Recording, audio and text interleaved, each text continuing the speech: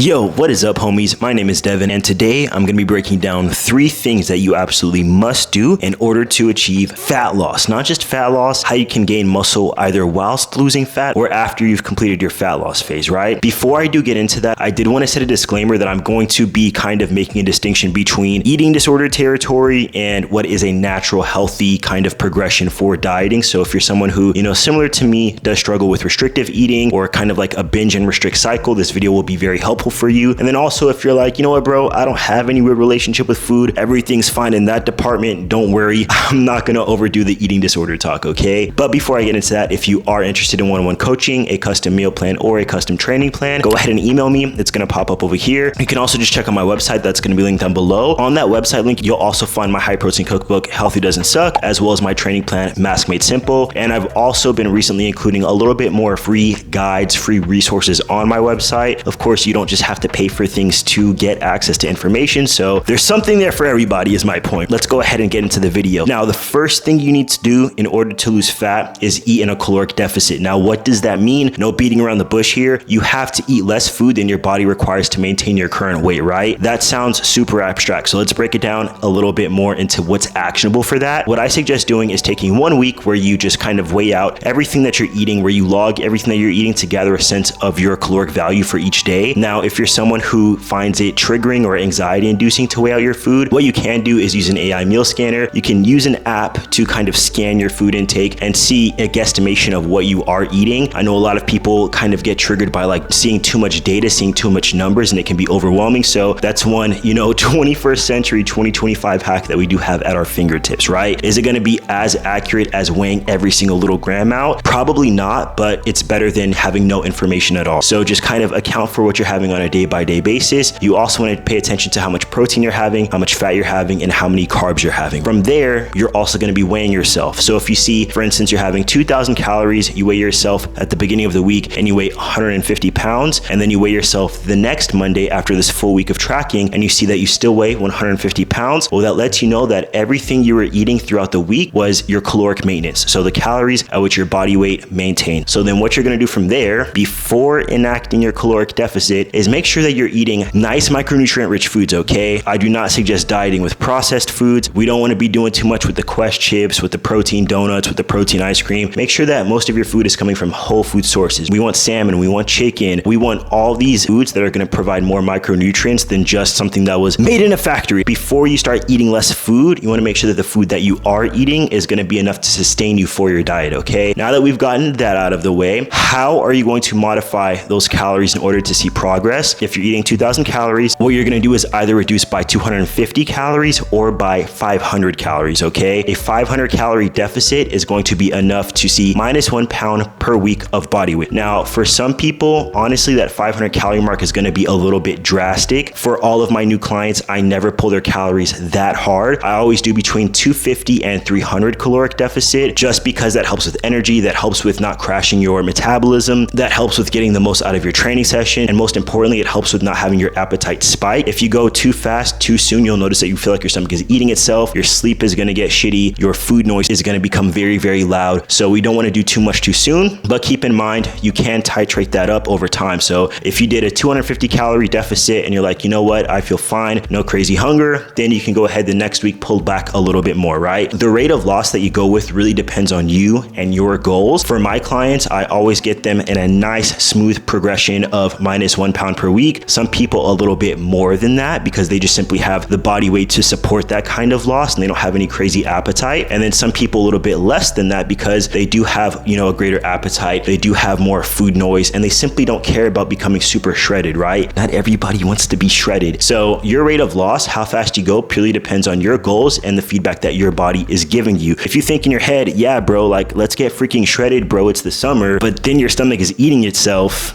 you're cooked.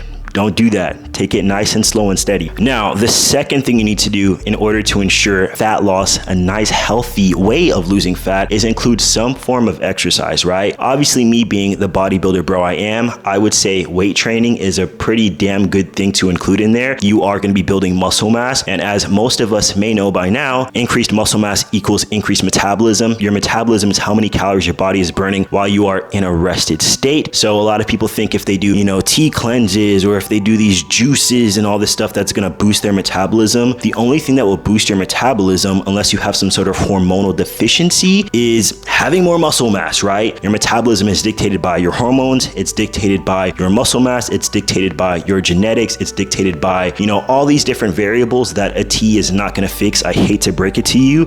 It's just the funniest thing when people tell me they're doing cleanses, because I'm like, if you're eating shit and then you're drinking, 1 + 1 doesn't equal 18, my friends. So let's, you know, stick to the basics here. So weight training, like I said, is gonna increase your metabolism. It's also going to help you keep your calories as high as you possibly can, right? If you're just doing cardio all day and you're doing nothing to help increase your metabolism in the form of building muscle mass, your calories are gonna have to get lower and lower, and you're gonna kind of end up with this skinny fat sort of situation if all you're doing is dieting and not doing any form of kind of like weight training, even if that's circuit training, even if that's CrossFit or Olympic or powerlifting or whatever, but you need to provide some stimulus for your muscles, and cardio ain't it, okay? So when it comes to training, make sure that you're not overdoing this. Make sure that you're not training 6-7 times per week. I don't have not one client that's training more than 5 times per week, and that's because training so often can lead to burnout. Most often when we're first getting started on our journey, we have all this energy, we're ready to rock. I can live in the gym, baby. I can go to sleep on that Stairmaster, but that's not gonna last forever. As much as your brain may be telling you it is, pace yourself, okay? It's better to go a little bit slower, give your body time to adapt to training, don't risk injuring yourself, don't risk becoming, you know, averse to the gym, and then slowly dial it up from there. Baby, I've been training 5 times per week for infinity. I'm building muscle. It's okay, we can train, you know, less than every single day a week. It's honestly just gonna bite you in the ass, okay? That's the same deal when it comes to cardio as well. If you are someone who enjoys cardio, right? I have some clients who love running. I have some clients who love, you know, kayaking or, you know, all these different things, right? If it genuinely feels nice for you, you love it, you feel like cardio is positive, it's adding to your day, then for sure, you can do cardio every day, right? Now, if you're telling yourself, just get through this cardio so then you can have this ice cream, knock it off, cut it out, keep your cardio 3, 4, 5 times per week, but don't overdo it the same way you don't want to overdo weight training, okay? And honestly, guys, the worst thing that you could possibly do for yourself is do too much too soon, burn out, and then say, fuck this dieting stuff, it's not for me, I'm just giving up. I've had to like kind of grab so many people that I work with that are like, I don't think I'm losing weight fast enough. Hey, you're right on target. We're doing exactly what we should be doing. We're not touching a goddamn thing, because a lot of times we get clouded by emotions. So not that this is an advertisement for coaching, but sometimes even if it's just like a friend who's also training, having a second pair of eyes on you to tell you, stop it, knock it off, can be very, very beneficial if you are on the right path, right? Even if you don't think you're on the right path, because your brain and your body dysmorphia and even potentially your body dysphoria will tell you nothing is happening. So that's why somebody from the outside can tell you, keep on the track you're on, don't do too much, okay? And the third thing you're gonna wanna do to make sure that your results are as great and as sustainable as possible is do not rush the process, okay? If you're telling yourself, oh, it's July 1st, I wanna get shredded for the beach by August 1st, well, you're cooked. I don't know what to tell you. You're not getting shredded in 4 weeks, right? What you need to do is give yourself enough time to see good results. If we're thinking about losing 1 pound per week, well, do the math on that. That's minus 4 pounds in a month. 4 pounds can be a lot, or honestly, realistically, visually speaking, it's usually not a shit ton, to be honest. The world is not going to implode on you if you don't lose 50 pounds by tomorrow. It's just simply the fact of the matter, right? A lot of times we have this like kind of cannonball sort of effect when we decide we're gonna lock in, but your body is not a machine. You have to take into account your start position and just fall in love with meal prepping, fall in love with cooking, play around with different recipes, fall in love with training, fall in love with getting stronger, record your training, record yourself getting stronger, you know? Talk to your homies, make new friends who like to work out as well. When you take it a little bit deeper than just losing X amount of pounds per week, and you take it to a place where it's like community building, and you take it to a place where you feel happy about what you're doing, honestly, you can't lose, because then it's ingrained into your life. You wake up and it's just something that happens naturally without you having to like, you know, rip your teeth out. It doesn't feel like that. And that's how those results will become sustainable. You got to be the candle. You don't want to be the firework. So that means not pulling your calories too soon, right? If you feel like the weight is stagnant, you haven't seen loss from 1 week to another, give yourself 1 more week. How have your bowel movements been? Are you taking a dump 2 times a day? How has your water intake been? Are you drinking at least your body weight in fluid ounces? How has your sleep been? Are you stressed out? Are you decompressing at the end of the night?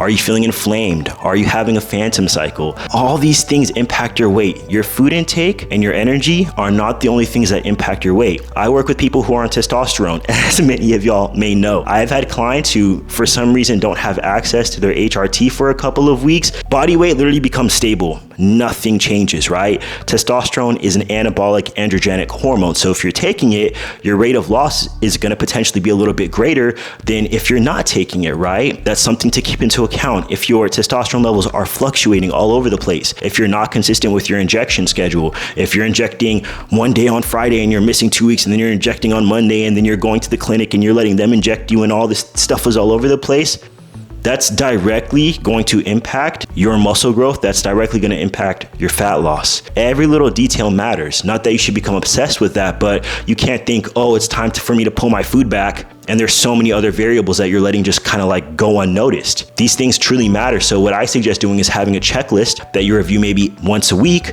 kind of take note. How was my sleep for the past week? Did I sleep at least 8 hours a night? Was it quality? Those of us who have smartwatches, kind of check out how long your REM sleep was, right? How many days were you 1000% on your plan? How many days did you truly stick to your macros? Another thing to keep in mind for that list. Another aspect of that list could be, was there any day of the week where I didn't have a bowel movement? Was there any day of the week where my water intake was low? These are all super duper important things to keep in mind before you just willy-nilly start to mess with your energy, because food is quite literally energy. It's a life source. Slow and steady wins the race. I promise you. Now, that is the video, y'all. If you do not yet follow me on Instagram, please feel free to check it out. Shoot me a follow. And like I always say, Devin loves you, Devin's a Don, and Devin is out of here, boy.